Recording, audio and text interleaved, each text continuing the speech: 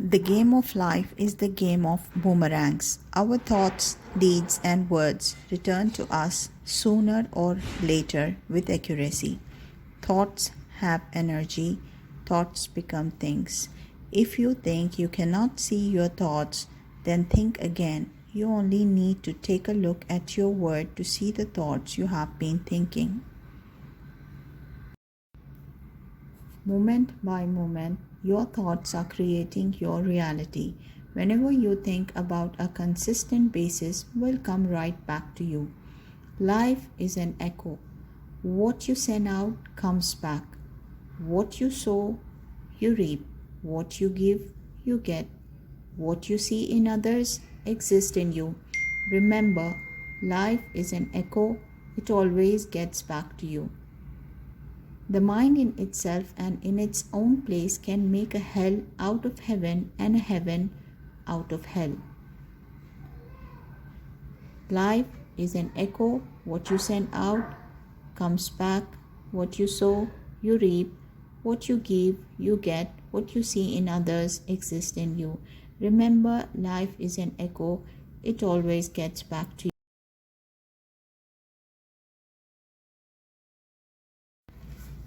James Harrison donated blood and saved 2 million babies.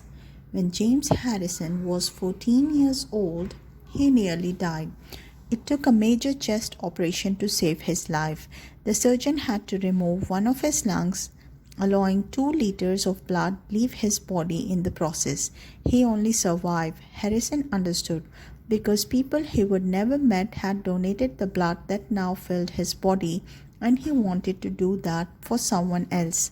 Harrison resolved that as soon as he was old enough, he would donate blood as often as he could. He went through with it, donating his first pint of blood on his 18th birthday.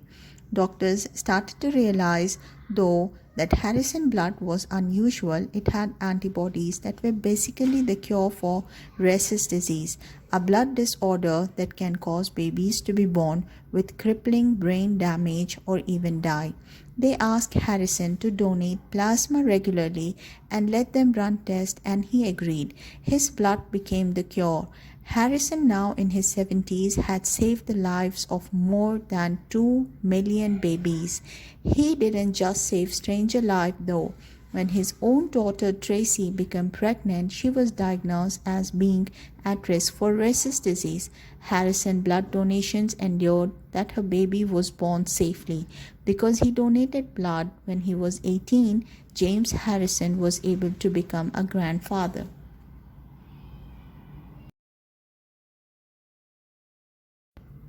A man was rescued by a boy his wife had saved 9 years earlier.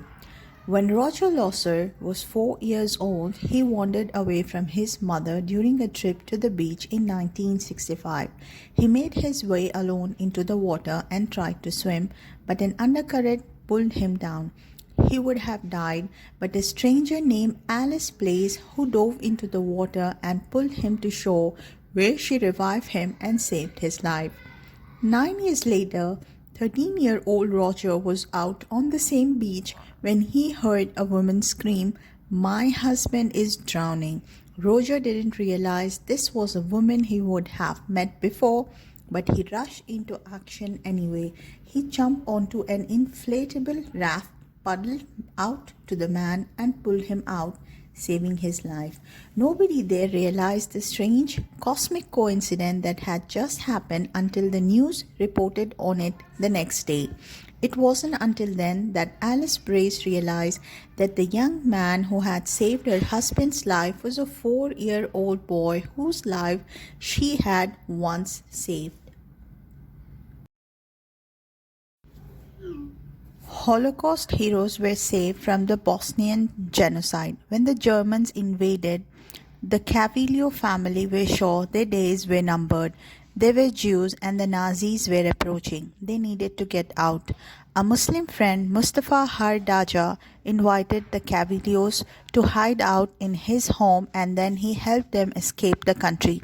With the help of the Hardagas, every member of the Cavalier family got out safely except for the father, Joseph Cavalier. Joseph got caught by the Germans and was put to work in a chain gang. Again, though he was saved by the Hardagas, Mustafa's wife Jesneba snuck him food, helped him break free, and let him hide in their house once he was loose. Then they helped him got out the country and reunite with his family. Over 50 years later, the Hardagas were still in Sarajevo when the Bosnian War began. It soon turned into a genocide in which 8,000 Muslims were massacred. The Hardagas likely would have died there, but Israel Holocaust Memorial Yad Vashem know about this story. As soon as the genocide began, the organization pulled strings to get the Hardagas into Israel. They returned the favor they would have given to cavaliers and saved a Muslim family from genocide. A man survived an undiagnosed disease by giving blood. Jim Becker started donating blood because he was dedicated Green Bay Packers fan. He couldn't fit tickets to their games into his budget, so he justified buying them by donating blood. He donated a pint of blood every chance he got and rewarded himself for his good deed by using the money to buy tickets to an NFL game. Donating blood, it turned out, was the only reason he lived. After 1975, more than 20 years of regularly donating blood, Becker found out that he had hemochromatosis, a disorder that creates a toxic buildup of iron in the organs, usually treated into bloodletting.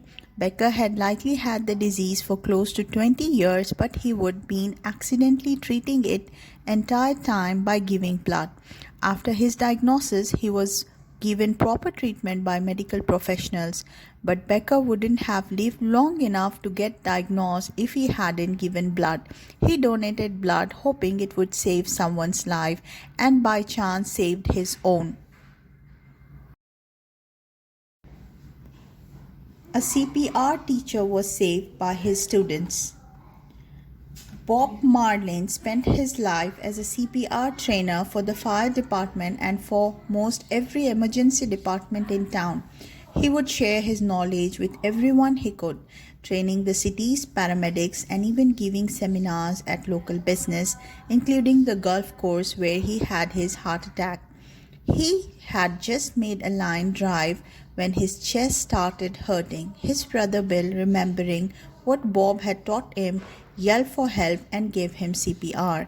An employee at the golf club rushed over and used a defibrillator, while others called the paramedics to rush Bob to the hospital. Half a dozen people were involved in his rescue, and every one of them was someone Bob Marlin had trained. His life was saved by people using the techniques he would taught them. A woman is saved by a boy she saved. When Kevin Stephan was 10 years old, he served as a bat boy for his little brother baseball team and nearly died. A young boy who was warming up swung his baseball bat a little too carelessly, slamming into Stephan's chest hard enough to stop his heart. Fortunately, a nurse named Penny Brown was in the crowd. She rushed over and gave him CPR. It got his heart beating again and saved his life. 7 years later, in 2006, Kevin got to pay her back. Penny was eating at a restaurant he worked at when she started choking on her food. Stephan, unaware that this was the woman who had once saved his life, rushed over as soon as he heard and gave her the Heimlich maneuver. He cleared the blockage and found out a little afterward that he would just repaid a 7-year-old debt.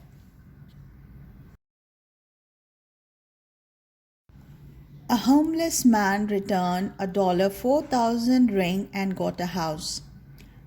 Billy Harris was begging for money in Kansas City when he got a stroke of incredible luck. A young man named Sarah Darling had met to drop a few coins into his cup, but her engagement ring slipped off, and a homeless man now had a ring worth to him was a small fortune.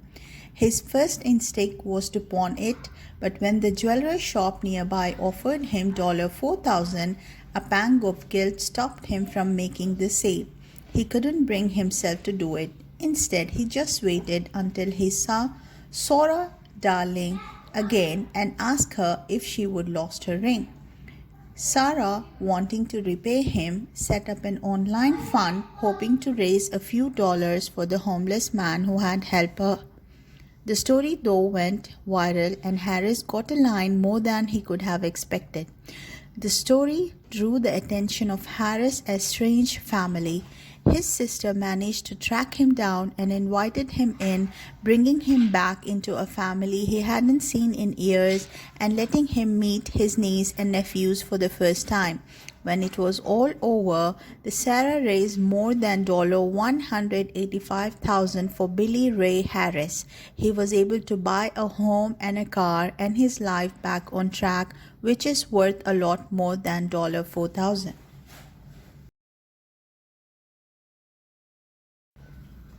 A doctor's life was saved by a man he had saved.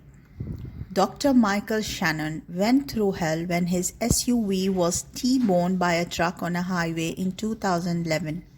The truck that smashed into him ended up pinned his vehicle down, trapping him inside as his engine caught fire. There was no way out and the fire was spreading. By the time the rescue team came, Dr. Shannon's legs were on fire. The rescuers ultimately managed to put out the fire and get him out with the jaws of life, saving him from death. A paramedic named Chris Trocky pulled Shannon from the wreck and got him to the hospital. But he did not realize whose life he was saving until he got there. At the hospital, he heard the patient's name, Dr. Shannon, and realized who he had just rescued. Trocky had been born premature, weighing just 1.5 kilograms and was not expected to survive. Dr. Shannon, though, had spent sleepless nights working to keep him healthy. He was the only reason Chris Trocky survived his first day of life, and now Trocky was the reason Dr. Shannon survived his accident. Once a king ordered his 3 ministers to take a bag and go to the forest and fill up the bag with fruits. The first minister thought that since the king has ordered for collection of fruits, he must collect the best of the fruits in the bag. The second minister thought that king is very busy person. He may not look very thoroughly into the bag what has been collected, and hence he collected whatever he could lay his hands. Thus his bag was filled with a mixture of good and rotten fruits. The third minister thought that the king would see only externally how big the bag is, and hence he just filled up the bag with all dried leaves and dust.